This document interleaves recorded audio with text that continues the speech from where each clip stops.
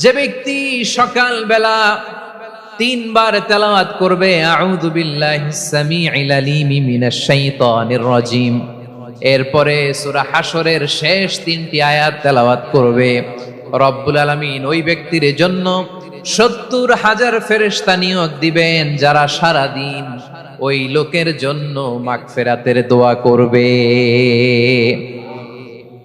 শুধু এখানেই শেষ নয়, বিশ্বনবী ফরমান ওয়া ইন মাতা ফি যালিকাল ইয়াউমি মাতা শাহীদান, ওই দিন যদি ওই ব্যক্তিটা ইন্তেকাল করে সে শহীদ হয়ে কিয়ামতের দিন আল্লাহর সামনে দাঁড়াবে।